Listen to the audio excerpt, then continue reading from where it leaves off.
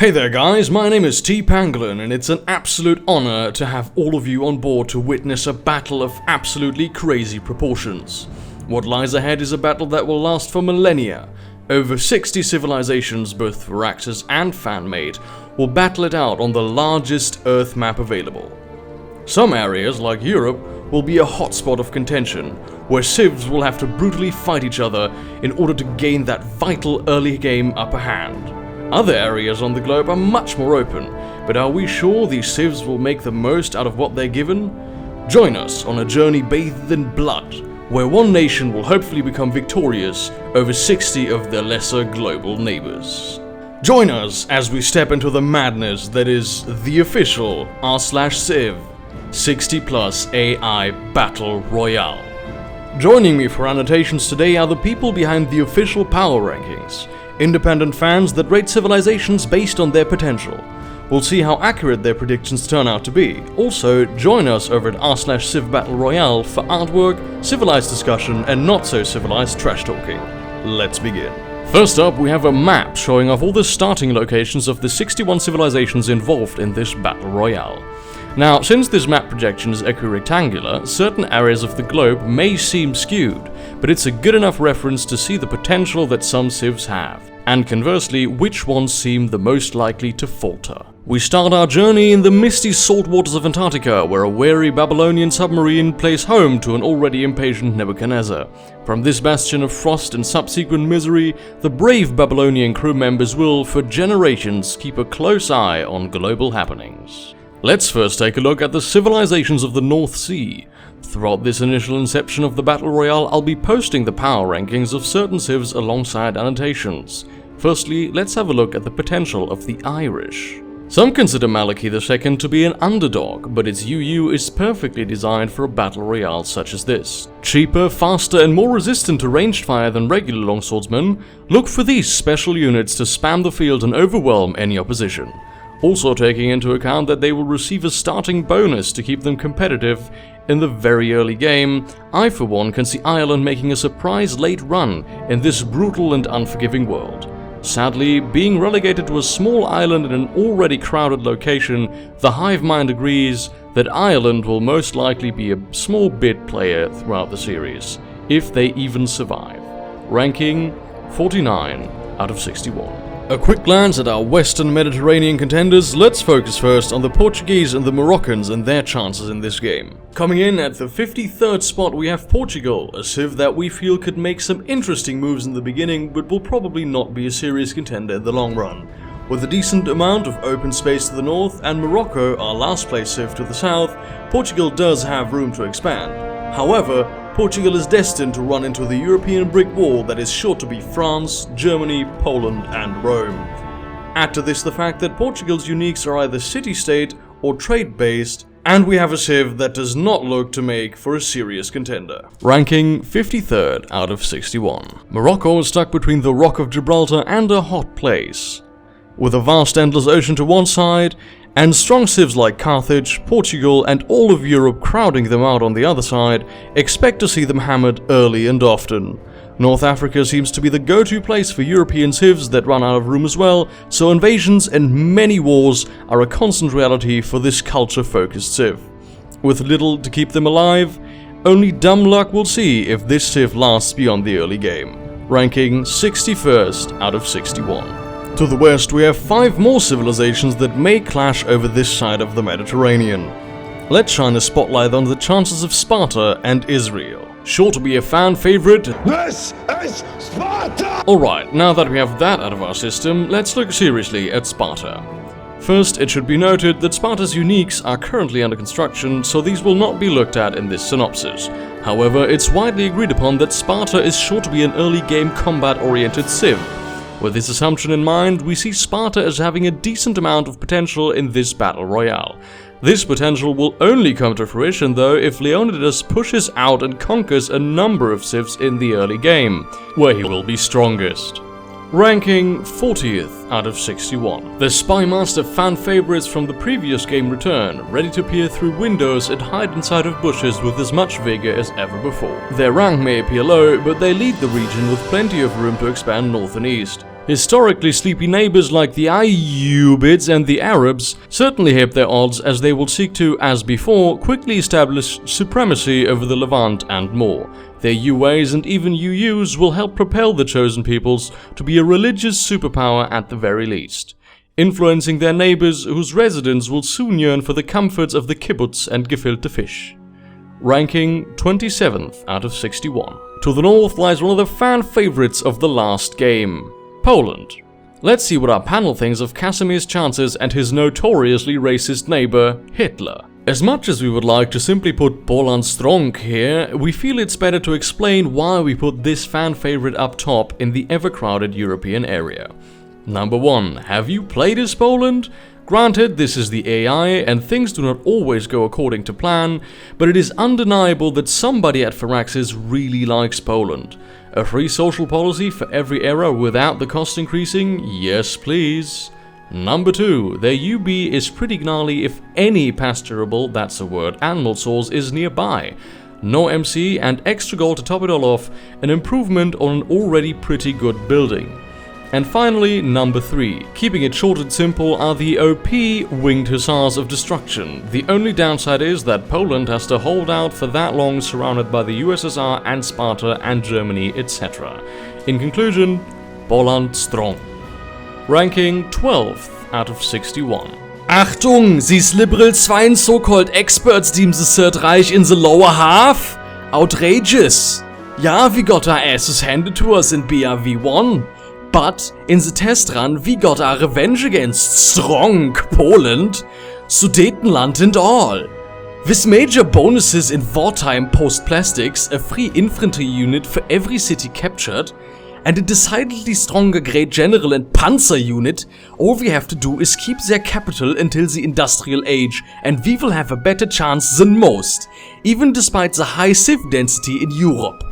You may be jumping on the Poland bandwagon already, but you know what they say, don't be stupid, be a smarty, come and join the Nazi party. Ranking 37th out of 61. In the last game, Afghanistan and Armenia had plenty of room to settle west and east respectively, but now 2 new contenders have arrived to complicate the region's political standing, Persia and the Timurids. Afghanistan captured our hearts and some Hunnic cities last year with their heroic and nearly unbelievable defense of their homeland against Hun and Mongolian invasions. These unconquerable people were playing the scrappy mountainous defender game before it was cool. Hipster Afghanistan will look to build upon that legacy and improve from there, with its combat bonus when near mountains and its excellent UU, which replaces the Gatling gun but has 5 movement points. The addition of the Timurids and Persia, however, will force them to prove their worth sooner rather than later this time around. Ranking 26th out of 61. Persia is in one of the most hotly contested spots in the entire BR. They start right in the middle of IRL Iran. In the last BR, Israel was able to gain control of most of Iran just because the nearby Afghanistan, Armenia and Arabia basically turtled the entire time. But now, with Persia in the picture, they look to dominate the Middle East and keep their people happy so they can use their UA to keep generating long golden ages with extra boosts. However, that is easier said than done, because they don't only have to worry about the Middle Eastern civs, including Byzantium, Israel, and the maybe if they come out of their shell Arabian Empire. They also have to worry about Armenia and Afghanistan as well, just in case they come out of their shells. And with more competition in India now, the Mughals might look west as well. Top it all off with the newcomer Timurids to the north, and Persia has a lot to worry about. Chances are that at least one of those empires will eventually go into a full-on war with Persia and cripple them. Persia has potential, but their area is too hotly contested for us to rank them any higher.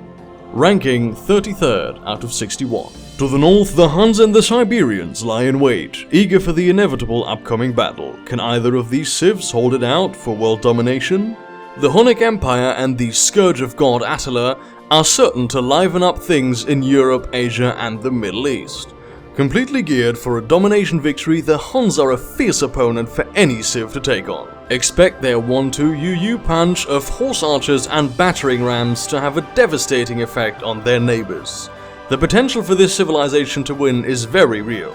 Now they just have to make the right moves. Ranking 17th out of 61. The new coming Sibir Khanate a near cousin to Mongolia, have not earned much love from our rankers, landing just south of the halfway mark and last in the ever-expansive steppe region of Asia.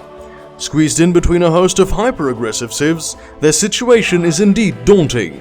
However, the civ does have the capacity to storm its foes very quickly and perhaps establish itself in the region. Their UU allows them to move all units after attacking, and the UA, a ranged cavalry unit, can strike quickly to thin out the ranks of attackers or defenders. If this civ builds a large army, coupled with its unique speed, they could prove deadly. Ranking 34th out of 61. Tibetan and Burmese challenges appear in the east. It seems almost certain that these civs will mess with the Mughal and Vietnamese veterans of the Battle Royale. The Mughals are supposed to be a culturally based civ with a UA that provides extra culture and production during golden ages. Well, in the last BR, they actually ended up being quite aggressive, and they almost took over the entire Indian subcontinent by the end of it, and reduced Gandhi's India to just IRL Bengal, Bangladesh, and Burma. The Mughals look to be aggressive again in this BR, but this time they have a lot more competition. First off, they now have Sri Lanka to the south, and Burma to the east instead of Gandhi, and Burma is a great defense civilization. If the Mughals want to try the same shit from the last BR against Burma, then Sri Lanka can easily pick apart their empire from the south, while Burma holds off the Mughal offensive. The Mughals will have to play it smart if they want a shot at winning. If they don't, then if you listen closely, you'll able to be hear Akbar yelling, "It's a trap!" when his armies die and his cities burn. Ranking 16 out of 61. Tibet's location high in the rugged Himalayas may appear dismal, but no civ is better suited to the task. Landing just above the halfway marker, Tibet is helped by their unique ability, which provides a food and faith boost from mountain tiles, a trait that is increased if their cities follow a religion started in the mountain kingdom. Their unique unit moves better in the mountains and comes in mid-game. This civ will prove the world's most implacable turtle, at least. If they expand north quickly, perhaps much more. Ranking 29th out of 61. To the south lies the Sri Lankans on their island home that hugs the outskirts of the Indian Ocean. With Sripada adjacent to their capital, let's see their potential. By the skin of its teeth, T-Pang gave the last-minute surprise announcement that Sri Lanka was the 61st and final civ to be added to the game. Being given access to the lands of South Asia, they have a very high-quality start once they can embark settlers. Earlier wars won't be a problem, as their longswordsman replacement heals up 3 times as fast. Also, look out for them being a major religious powerhouse, with many faith bonuses due to their UA and UB shrine replacement. However, it is equally likely becoming a religious powerhouse would make them a target as well, and they are certainly susceptible to a naval attack. It is still unknown if MIA will be leading them, but it's likely paper planes will be stuck in your head whenever T-Pang screencaps them regardless. Ranking 23rd out of 61. To the north lies our 3 Asian tigers, China, Korea, and Japan respectively. All 3 civs have found their alternate leaders, so it's anyone's guess to see how they'll fare this time around. Tojo's Japan wasn't exactly a fan favorite, what with its game-crashing bugs requiring Godzilla's presence and eventually an overhaul in the BR Volume 1. Indeed, the middling Japan seems boxed in. They are one of 9 Oceania civs, the same number of civs as Africa, not to mention Jakusha to the north, and more incentive for the Inuit to settle westward.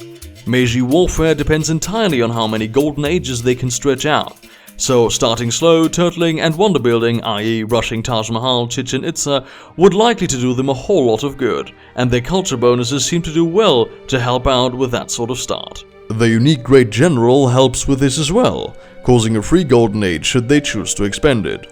They can then emerge from their turtle shell after having researched replaceable parts when they could mass-produce their strong ironclad UU for an extremely powerful navy to wreak havoc on the seas. Ranking 35th out of 61. Our Korea, the Science Civ. Were this not a domination match, their position would be very strong, but Sejong is going to need to break out of the Korean peninsula, and he is surrounded by strong enemies.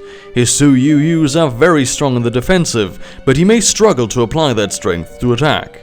His UA is excellent for a human, but in previous AI games the AI has struggled to make it work. Sejong's best bet is to expand north and build spearmen to try and beat the Horse Lord of the Steppes. Ranking 38th out of 61. Upon the steppes of the Gobi lies our Horse Lords of the North. With new contenders in the region, how will Genghis Khan fare this time? Genghis will not enjoy the wide open spaces of the steppes he had last time due to many rival hordes, but still has a decent amount of land to call his own. While his UA is completely useless, focusing on city-states, both UUs will be important. Quickly suppressing those around him will be key to a Mongolian victory if he is not to be caught between the red giants of Stalin and Mao. Ranking 9th out of 61. In Southeast Asia lies our seafaring tropical nations of Indonesia, the Philippines and the Champa. Both Royale and the Champa are newcomers in the Battle Royale, but what are their odds of survival? Champa is probably the least famous civ in the Battle Royale, which may be a factor in their low ranking. And certainly this civ hasn't been done any favors by its placement.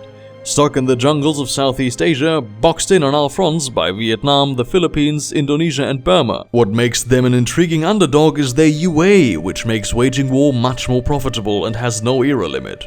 If this civ can get out of the hole dug by its geography, this could be a surprisingly fun civ, breathing life into what was dominated by Vietnam in Mark 1. Ranking 58th out of 61. Royale's Philippines are going to have a difficult ride, an island civ in a neighborhood that Indonesia will be able to quickly exploit with no military bonuses.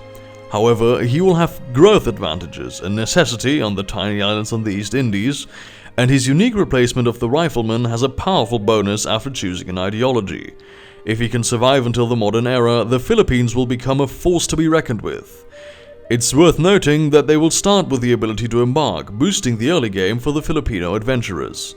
Ranking 30th out of 61. Finally, we have some extremely decent competition for the Australian continent, introducing the Kimberly Aborigines. This is also our first look at the new outback biome for the Australian desert. We'll see how our newcomers rate in the power rankings in an upcoming slide. To the east we have the ultimate friendly rivalry, the Maori and Australia. With added sea bridges in Australia, will this initial camaraderie end in bloodshed? Colonize Australia, Kiwinize Australia. This is all the Maori's leader, Te Raupahara, should be focused on. Should the Maori let Australia become the monstrosity it was during the last Battle Royale though, we should see the Maori end up only as the turtling neighbor of the bigger, badder Australia. The Maori also have the option of setting sail to the east and attempting to get a foot in the door of the Americas. Seeing as all of their uniques are combat-oriented, either option is completely within reason. Ranking 24th out of 61. Australia, one of the winners of the last battle, thanks in most part to a good location. As a civilization, Australia is almost entirely based around tourism, something of little importance this round. In previous AI games, Parks has shown a penchant for turtling, with various levels of success. In the Battle Royale, he showed the true power of the turtle, by building up an immense army before striking against Indonesia. In the Colonius Legacies game, he tried to turtle but never reached critical mass and was swiftly destroyed. But with Kimberly a stone's throw away, he can't afford to throw any prawn on the barbie just yet. And he surely cannot hope for the easy success demonstrated last time. We shall all be waiting with bated breath for the return of the T-Panganing. Ranking 1st out of 61. Paradise found. In the middle of the Pacific Ocean lies the Hawaiian Civilization. Aloha and welcome to Hawaii, a newcomer to the Battle Royale. Hawaii's start will be unlike any other civs in the BR. Beginning with virtually no neighbors, on a patchwork of islands out in the middle of the Pacific, Kamehameha is going to need to do one of two things, if he wants even a chance at winning this BR. He either needs to 1. Get a settler out to a continent landmass early, or 2. Build one of, if not the greatest naval forces in the game. Should Kamehameha do neither of these things, we feel that his prospects of winning decrease to nearly zero. Hawaii does fortunately bring 2 combat-oriented uniques to the game. Kahuna Mastery, Kame's UA, allows Hawaii to receive great people points from combat. And the Koa, Kame's very capable UU, is a longswordsman replacement that costs more production but does not require iron and starts with more XP, as well as the amphibious promotion. Ranking 45th out of 61.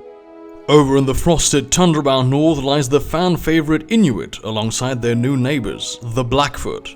Let's see what our panel has to say about our Canadian natives. The fate of the Blackfoot will rise and fall with the bison. This resource will be a powerful boon to Crowfoot's people that will give them greater production to cities that work it and XP to any Blackfoot unit standing on it. Enemy units standing on bison will take attrition damage. Clearly very, very powerful in the right situation. The Inuit will be praying that Crowfoot chooses to go south, which would leave them virtually all of Canada. If the Blackfoot head north, a mortal struggle with Ehoknik awaits them. If they head south, the Sioux warriors await. A bad position for expansion to be sure, but the dense forests of Canada offer lots of production. Ranking 36th out of 61. Inuits still ready to Winuit. The beloved boreal bros of the deep north are back again and ranking second in these inaugural rankings. The Inuit look to be able to repeat their strong performance from last time, still protected from invasion by some of the most daunting landscapes on the map, and still receiving hefty bonuses from living in those very same frozen shitholes. Part of the White Walkers' favorable ranking comes from the relative lack of new competition for them. The Blackfoot have been added to the south, yes, but the high Yukon Mountains protect the Inuit prospects for expansion and defense, and the Civ still looks ready to grab some of the eastern Siberia before the new Yakuts gobble it all up. Nothing is guaranteed in the bigger, better Battle Royale Mark II, but believe me brother, cold winds are rising. Ranking second out of 61. North America has plenty of open plains ripe for the taking, but who will establish their regional dominance first? With newcomers Blackfoot and Texas being thrown into the mix, what are the chances of Manifest Destiny, or subsequently Canifest Destiny, happening this time around? Canada, throughout Civ AI battles, has been something of a conundrum. It appears to show both equal parts overwhelming success against its enemies, holding out or winning wars where the enemy have advantages both large and small, yet in the same breath seems utterly incompetent. Their UA will give them massive diplomatic leverage, which will prove quite helpful, and their UGP will only add to this. As for their UU, it will make an excellent unit in the crammed quarters of the BR Mark II, in which Canada can easily fire at enemies from their own forts, in which they gain double strength. Ranking 6th out of 61. There are two halves of this Civ, kind of like Dr. Jekyll and Mr. Hyde. Their UA gives them a wartime boost, as well as an instant construction of gold buildings during war. However, the AI's personality under Lincoln is to not declare war, make as many friends as possible, not go for religion, and be on the defense. Basically, the exact opposite of Washington last time around. This is not the kind of personality you would expect from a Battle Royale winner, and directly clashes with their UA. Their unique units are industrial era, so the timing of their wars is crucial. Can Lincoln overcome the deep divides in America's very fabric to become a superpower? It worked IRL, so why not here? Ranking 19th out of 61. From her misty oceans, her looming shadow grows. The fan-favorite Buccaneers are back, but this time they have company in the region. The Mayans. Will Pakal make a man out of Morgan, or is he simply settling cities ripe for pirate plunder? A small science boost from their UB, an underwhelming UA, and a fairly inconsequential UU would seem to stand Pakal's Mayans in bad stead. But a key position in Central America could lead to control of naval passage, if they are clever with settling. And the narrow passages and isthmuses will make expansion difficult, but should substantially reduce the Mexican threat. However, Buccaneer landings in the Costa Rica area could lock down Mayan chances of expansion. Conversely, Mayan domination of the Caribbean is just one war with Henry Morgan away, ranking 21st out of 61. Finally, we get to have a look at our South American gladiators. With a more open expanse, how much chance does Eva Perón of Argentina have? Eva, unfortunately, is not having some good air coming her way. She's got strong Chile looking for Andes-less lands to settle and big-bodied Brazil up north, claiming those sweet, sweet rainforests. Argentina is mostly focused on food and culture, which is not very useful for conquering other civs. Any way they expand is a surefire way to get invaded. If Eva expands up north, Brazil will invade for more Brazilwood plantations. If she expands south, Chile will invade using naval units. If Eva tries to settle the Falklands, England will just come, kick her butt, and claim it's theirs. It'll be hard, but if Eva is able to shut down Chile early, or build tall and defensive, she may be able to come out on top in South America. Ranking 39th out of 61. Let the games begin. 3 turns in and no civilization has yet founded their second city. Both Ireland and England sent their brave colonialists across their channels in the search for greener pastures and strategic city placements. You might be asking, why is England so low? They weren't that terrible in the first BR, they only lost like one city and still kept a pretty good navy, right? Yeah. Well, that might not be the case anymore. England's power was reliant on the fact that they could basically take over the entire British Isles and then turtle because there was no competition. Well, now there is competition. They won't be able to just take Ireland because there is a civ there now, and they won't be able to just take the Northern Islands and Iceland because there is a civ in Iceland now as well. So likely Ireland and Iceland will force England to actually get involved in the European clusterfuck, and chances are that somebody will eventually get pissed off at Elizabeth and send a large navy her way to kill them. Combine that with a possible Ireland-Iceland coalition force, and England, despite living on an island, look to have a tall order ahead of them, ranking 52nd out of 61. Meanwhile in Australia, the Kimberley send their settler off to the south as one of their starting warriors tries to make sense of their odd red surroundings. If the Kimberley can withstand the expansionist and aggressive tendencies of our current frontrunner, Australia, they will be in a very strong position to go far in this game. With their UA to promote trade between themselves and all the Indonesian islands, they will have no trouble generating revenue and happiness. Their tracker UU is also very good, and we will be all waiting to see if they can use it effectively in Mark II.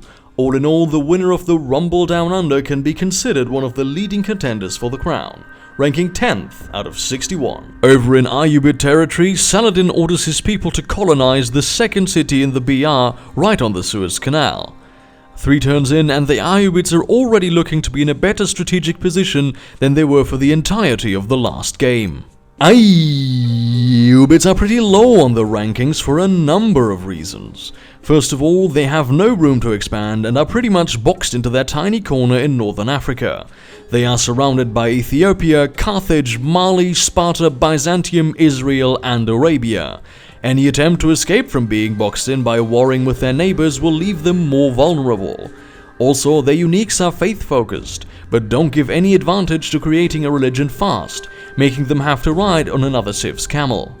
If the Ayubids are somehow able to not let themselves be boxed in, create a religion fast enough, or enslave the Israelites again, they may have a chance of staying in the game for an extended period of time. However, it is most likely that they will become boxed in and turtle, ranking 51st out of 61. To the south, the Boers aim to castrate even the notion of Zulu expansion by pulling off a classic forward settle. Will this manage to box in the Zulu and foster a reboot of the previous Battle Royale events? Only time will tell. The Boers civilization has great success in AI matches. While their UA may encourage more peaceful forms of victory, Kruger's personality and expansive tendencies may just help him dominate all of South Africa. That is, of course, if you don't factor in the clear danger posed by the Zulus, who, as we all know, are a dangerous neighbor. One cannot forget the original BR in which Mr. Kruger was readying the world for Draka domination after humiliating the Zulus in a spat of wars. However, that does not guarantee them the same result again. So in short, the Boers are heavily favored in Africa to take the world's largest continent not named Asia because of their few nearby enemies and complete demolition of the Zulus in BR Mark I that led to Kruger controlling the largest land area of any civ, ranking 4th out of 61. The Zulu are perhaps the civ most designed for a domination match with high-powered impies, cheap unit maintenance and powerful promotions. And if they can defeat the agrarian Boers, they are in a position to dominate southern Africa. With such a base to stand on, the world would surely fall. Of course, the same was true last time and nothing came of it. Shaka was hounded from this mortal plane by the wrath of the Boers. If Shaka wants to do well, he has to crush Kruger quickly before the latter's food and production bonuses can truly come into effect, ranking 15th out of 61. In West Africa, the Ashanti send their second worker off as a pseudo-scout for what seems to be no apparent reason. Perhaps Ozai Tutu has faith that no inherently spooky barbarians are going to burst from the jungle. For the Ashanti's sake, we can only hope that this odd AI behavior doesn't foreshadow stranger decisions in the future and just becomes fodder for the Congo and Mali. The Ashanti are placed interestingly here, and a closer look suggests that the civ may have some upside as the game progresses. The UA is very interesting to say the least, giving special points for experience the UU gets, which they can use for more military. The UU spearmen also make 2 at once, but are weaker than regular spearmen. The other UU replaces the rifleman and is also pretty good. The problem lies in their location. Between Mali and Congo, the Ashanti need to defend themselves early if they want to make it out of the ancient era. If you're looking for an underdog, this is the civ to cheer for. Ranking 50th out of 61. To the north, an Israeli plot to forward settle the Armenians is foiled by the Armenians themselves. David has no choice but to settle on spot or find a more fertile location. Oh Armenia, sometimes I wonder why they're even in a battle royale. They have no UU and the rest of their uniques just let them piggyback off another civ's religion. Last BR, they were able to get away with not being conquered, but only because the Soviets were too drunk on vodka and the Huns were incompetent. And now, instead of a weakened Hittites, they have to go against Byzantium, which will have no problem taking them down with the assistance of Russia, the Huns, Israel, Persia, and the Timurids, who are boxing them in. No expansion plus no UU plus strong neighbors equals screwed. Ranking 57th out of 61. Over in the Isles, both the British and the English colonists have arrived on a foreign landmass. Unfortunately, despite their differences and inherent hate for each other, they do have one thing in common: passive-aggressive forward settling. How well will Napoleon react? Let's see what our panel has to say. France is in a precarious position. What between spending all day, eating wine and drinking fancy cheeses, they also have to not surrender instantly anytime war is declared. A crowded European front can make things tricky if it does not get out to good expansions.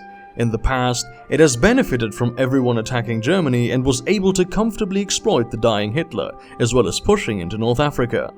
They are a solid civ and with a little luck and good decisions will make it into the mid-game with a strong position and influence in the overall battle royale. Ranking 18th out of 61. It's turn 6 and already the Sri Lankans have a pantheon. Choosing to worship the goddess of protection, do the Sri Lankans predict a future of bloodshed and violence? Holding back on a potentially castrating forward settle, the Champa choose to go walkabout with their second settler. Meanwhile, the Trunk Sisters expand northward, possibly using Saigon as a launchpad to settle more cities in Chinese territory. How well will Vietnam go this time around? Oh Vietnam, you have so much potential. With 2 close neighbors, early expansion might be hard. However, with a pretty great food bonus for honor policies, you are sure to be a great Indo-Chinese power if you place your cities right and don't piss off China.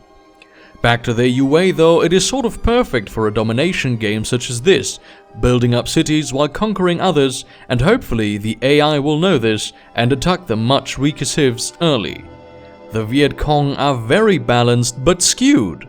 They are either really OP, like when they're in the jungle, or they suck, as they can't capture cities and have trouble in open land. And when you replace infantry, you better make sure that it is a good replacement. The UB complements the first part of Nam's UA well by further encouraging defense in cities, so if they get too big, they can still have their cities protected. Though it would take a lot for Vietnam to really break out as a contender, it really wouldn't come as too much of a shock if they could challenge China for Eastern Asia, ranking 25th out of 61. To the north, China expands westward, leaving an opening for Seong to forward settle. With Mao this time at the helm of China, will he build a civilization to stand the test of time? All praise His Holiness, the Savior of China, Chairman Mao Zedong. Mao looks to prove to everybody why communism is the best and Imperial China is the worst by improving on the Qin Empire's weak performance in the last BR. And with plenty of room to expand south, he looks like he will. His uniques are very, well, unique. They combine culture and war into one, so Mao can generate tons of culture just by maintaining a large army and constantly invading other empires.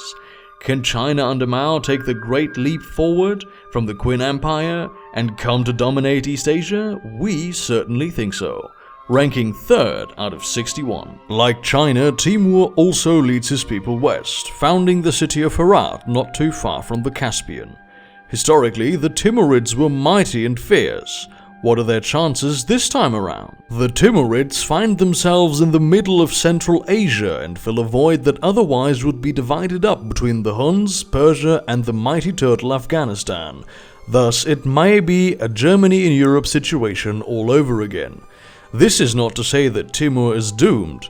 His UA calls for a very early expansion, buffing his palace after the capture of his first city and building any buildings not built in the capital but built in the captured city in the capital.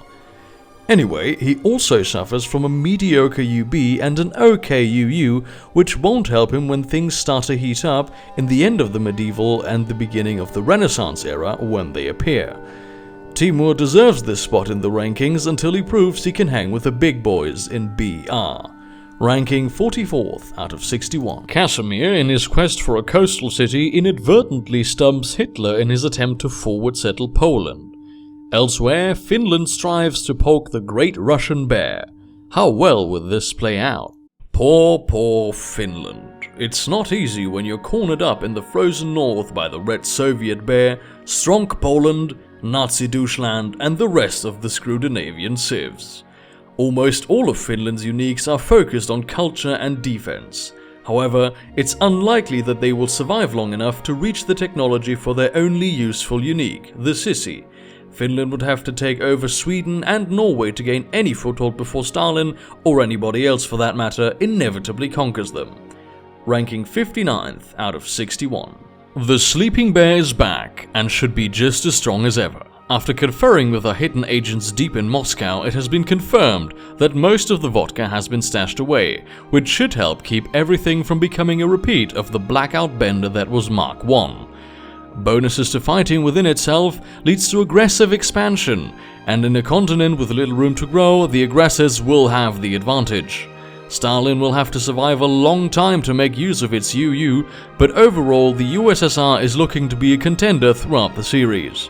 Our ranking reflects that optimism, ranking 5th out of 61. The Ashanti workers continue their wondrous pilgrimage across West Africa. To the north, Mali settles the salty and subsequently fertile city of Kabar. With a penchant for gold and a lust for conquest, how well will Mansa Musa fare in this game? Mali's last ranking in the previous Royale headlined that they were surrounded by people who wanted to kill them. Well, the good news for Mali is that little adjustment is needed.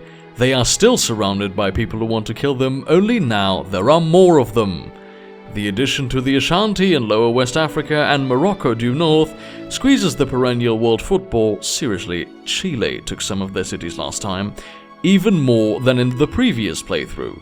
There is hope for Mali though. Neither the Ashanti nor Morocco, who ranks lower than them, are military-based civs, perhaps giving them a window to expand by conquest.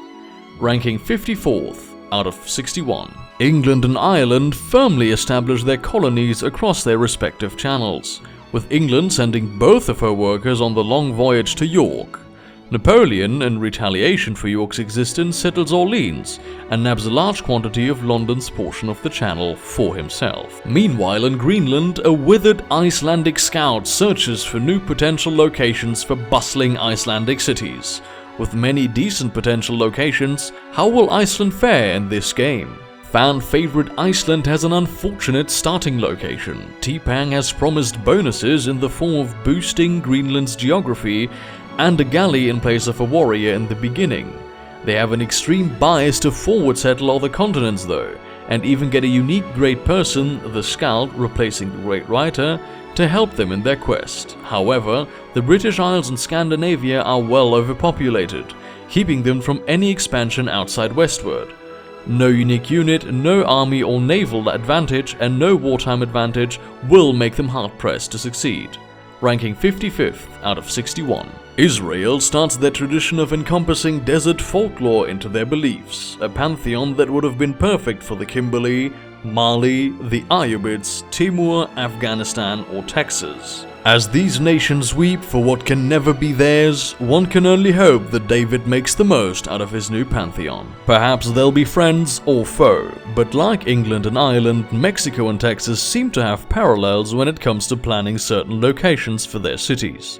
In this game, however, will we see a repeat of the storming of the Alamo, or will Texas hold off the Mexicans completely? Texas is geographically forced into a hoedown between the Sioux, USA and Mexican civilizations, already creating a huge disadvantage, despite their proximity to the Napa Valley. Their UA and UI give them an interesting culture boost of forts and horses, as well as their UU Ranger giving a culture and golden age boost. But their main boost is defense to the capital city, which wouldn't correspond too much with strategy outside of turtling. Don't mess with Texas? Meh, you can probably get away with it. Ranking 47th out of 61. Adios, Mexico City is for squares. After a middling performance in the last BR and a hilariously bungled invasion of the US, Mexico has taken on an edgier approach, basing itself out of the cartel capital Juarez. In all seriousness, the more western approach of Mexico will make for an interesting play, as they'll likely settle California and up the west coast. Last time this went poorly for them, as the Inuit blasted their California colonies with a cold southerly. Mexico may well contend with his new setup though, picking on what this list sees as the weak Texas and then expanding south into its old stomping grounds, ranking 28th out of 61. Morgan sends his loyal crew to work in the new Buccaneer colony of Tortuga, which just so happens to be rife with sugar cane. With much more open space and to their south, will the Buccaneers happily sit on their supply of rum, or will it fuel their lust for plunder and booty? Arrrr. These infamous words were often spoken and with passion in the Battle Royale Mark I. And with the same room to grow and more with Gran Colombia out, Henry Morgan looks to take his particular brand of justice back out on the high seas. The big question remains of how they can make inroads into the mainland, and only time will tell, but at least this salty dog has high hopes for a fan favorite from last season. Ranking 11th out of 61. To the north, the Blackfoot seem to have accepted their role as the sandwich filling between the Sioux and the Inuit, who have both expanded towards a fairly disgruntled Crowfoot. In contrast, Sitting Bull must be high-fiving his officials due to the close proximity of his new city to the Blackfoot capital. Sitting Bull and his tribe of Sioux did well for themselves in the previous Battle Royale, and a big reason behind this was due to the lack of nearby competition. While the Canadians and Americans were busy deciding whether maple syrup or Miller Genuine Draft Beer was going to flow through the eastern part of North America, the Sioux were uprising, building a formidable nation. Everything has changed this time around though, with the introduction of the Cree to the north. This new opponent means the Sioux are now boxed in on all sides, and there will be no time to sit around and turtle.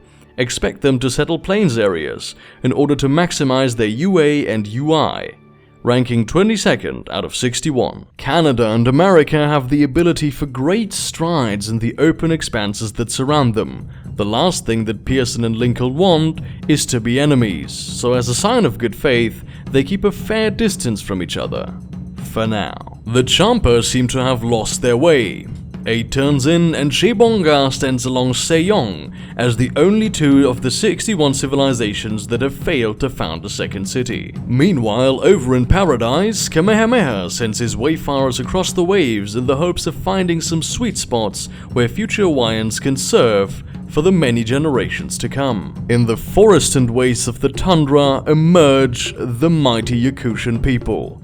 Although some might find these lands harsh, the Yakuts feel right at home here. The Yakuts have a UA that is geared quite well toward war, with their recent performance in the Russia Battle Royale showing that they can indeed use it, and use it efficiently. Not only will special great generals coupled with increased great general production be helpful, but their general replacement, the Toyon, can create estates, which yield high amounts of gold on camp resources, necessary for supporting a massive army. This links well with the other part of their UA, the one that gives them gold from said resources. What's more, estates claim 2 tiles of land around them and can be built outside of friendly lands. On a crowded 61 civ map, land will be essential. To ensure that the Yakuts can embark upon their plunder-rich conquests, they will also receive a free Toyon at Chivalry, Finally, to top off the cake, they receive as their UU Lancers that start off with Blitz, adding more functionality to an otherwise problematic unit, ranking 7th out of 61. Hitler follows by Polish example and settles the city of Hamburg near the coast. To the north lies our two Scandinavian gladiators, Norway and Sweden. Will Sweden become just another Civ to be squashed, or will they take advantage of JFD's new unique ability to conquer their neighbors? Personally, I can't wait to find out. Norway, our highest ranking Scandinavian Civ, comes in at 46. Unlike Sweden and Finland, who will face competition on all sides, Norway has the benefit of having only one battlefront to focus on, Sweden to the east. With Sweden sure to be rocked by the civs around it, Norway looks poised to take Sweden early on. Should, however, Norway fail to secure this eastern portion of Scandinavia, we're afraid we will see a Norway similar to the one from the previous BR. One that turtles early on and eventually falls to mightier, more expansive empires. Ranking 46th out of 61. Second to last, Sweden has been given no love from our rankers. Starting squished between Norway, Finland, Germany and Poland though, this ranking is not without merit. Sweden is really going to have to take on an expansionist mindset and more than a bit of luck if it wants a shot at winning this thing. It does not help that arguably their strongest unique, Nobel Prize, is completely based on city-states and friendships. Godspeed, Gustavus Adolphus. Godspeed. Ranking 60th out of 61. Caesar expands southward, fostering the potential meeting of Hannibal at Antium's city gates. With new contenders in the region, how will our Punic War / Battle Royale veterans fare this time around? Hannibal is going to have to work hard to stay in the game. Before, in Mark I, they had more room to expand, but now they have 3 more civs that are boxing them in: Morocco, Sparta and the Ashanti. They're still a military-based civ, but since they're being surrounded by so many other civs, it'll be even harder for Carthage to conquer its neighbors without being attacked from behind. They still have potential to be a powerhouse in North Africa, but to get there would be like crossing the Alps. It's gonna be fucking hard. Ranking 42nd out of 61. Caesar's got some problems on his hands. Rome starts off situated in the middle of the Italian peninsula, surrounded on all sides by water and mountains to the north. Although these mountains give Rome a defensive advantage against Germany and Poland, it leaves the land-focused civ little land to settle. Caesar will have to quickly settle south of France and in Iberia in order to have any land advantage over his neighbors. With Germany to the north, France to the west, Sparta to the east, and Carthage to the south, Rome is completely surrounded by warmongering civs. Fortunately, Rome has strong legions and ballistas to help them expand and conquer in the classical era. Caesar should easily be able to dominate his more late-game focused neighbors like France and Germany early on. However, if he fails to exploit his early-game advantages, Caesar might become irrelevant later on.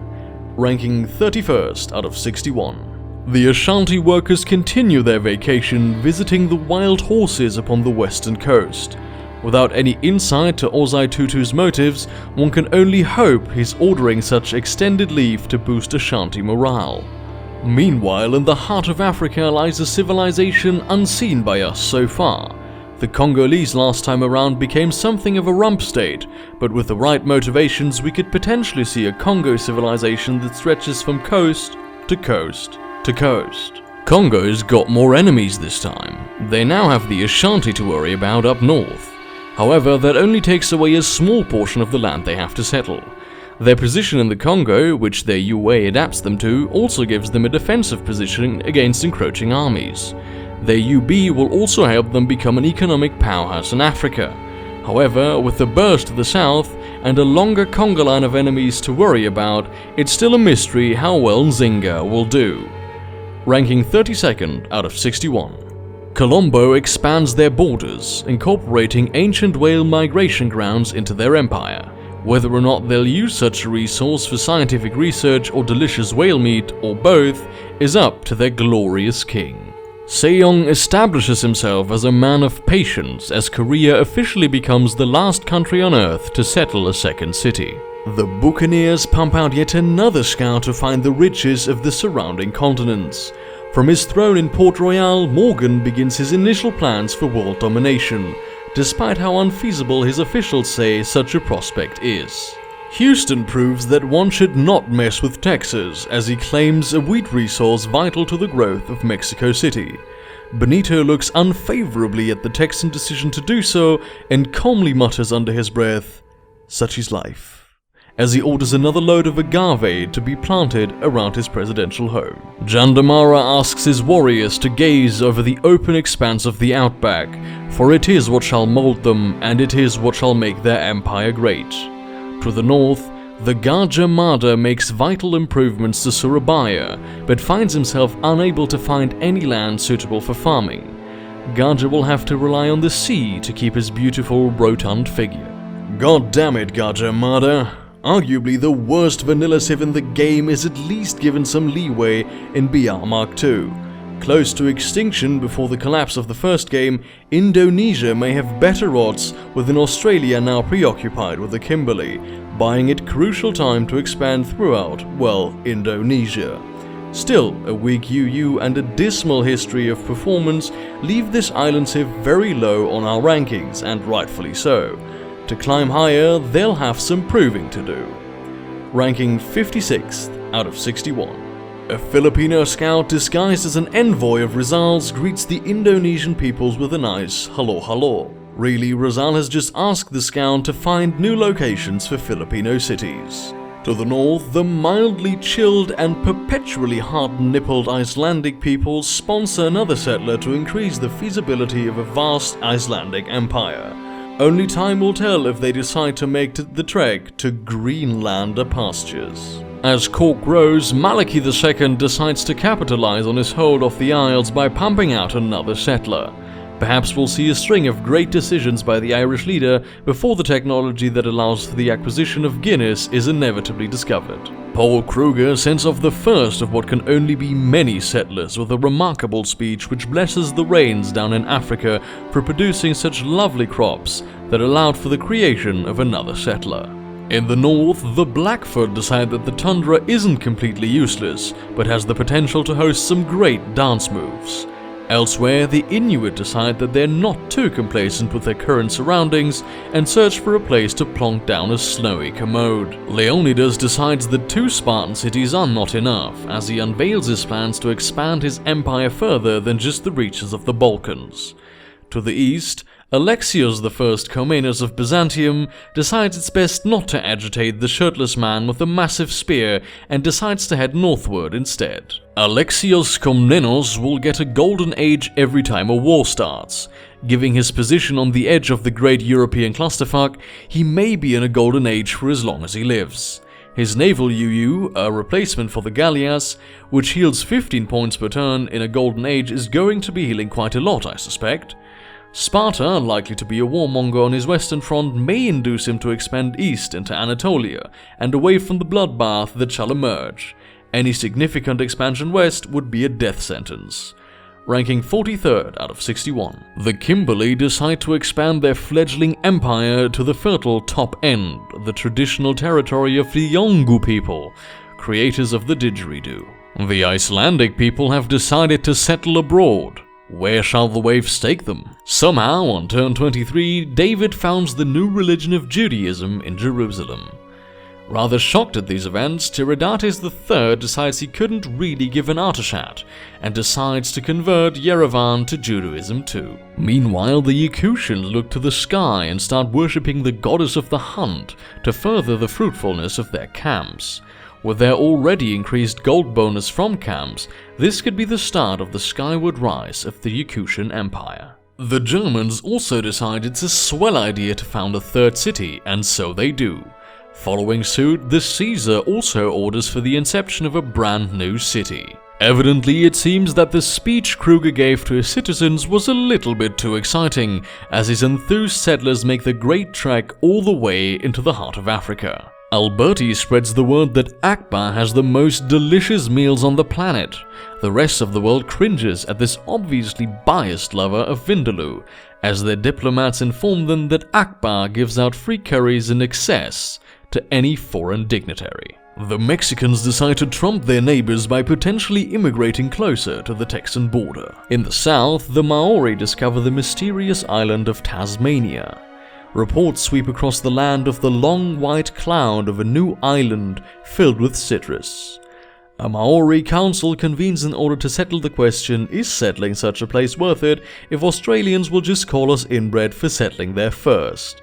Meanwhile, Parkes decides to spend the majority of his time settling cities and accurate locations. Captain Morgan decides to find new sources of rum around the Panama region. Will we see a game with both a Panama Canal and a Suez Canal city? Crazier things have happened. The Inuit decide that there's no time like the present and sends an additional settler southward to sunnier pastures.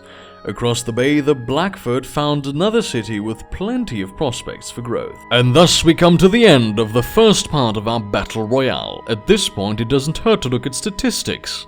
Upon first glance, it seems that Alberti might actually have some validity to his claims of a Mughal empire full of delicious curry. Meanwhile, the Zulus take the cake for being the civilization least likely to have any cake at all. In technology, the Mughals also at this point top the list. It's a slim lead over the rest of the world, but it's a victory that no doubt the fans over at r/Mughal Nation will gladly accept. The lead of the Mughals is evidently slim, having researched only 2 techs ahead of those who've researched 6. The question is, with the high potential for Mughal growth, will their science output likewise grow? The Blackfoot, on par with Afghanistan, have the most land at this point. Rest assured, Island Nation fans with bruised egos, as this covers only the literal land area. The Israelites have 2 cities following Judaism as of turn 27, Yerevan and Jerusalem. The religious overview map is not only handy for figuring out the spread of religion, but it's also super handy for seeing the growth and spread of cities around the globe. And thus we come to an end. Feel free to visit r/Civ Battle Royale for the awesome community it provides. Good luck, Godspeed, and see you in the next edition of the Battle Royale Mark II. T Pangolin out.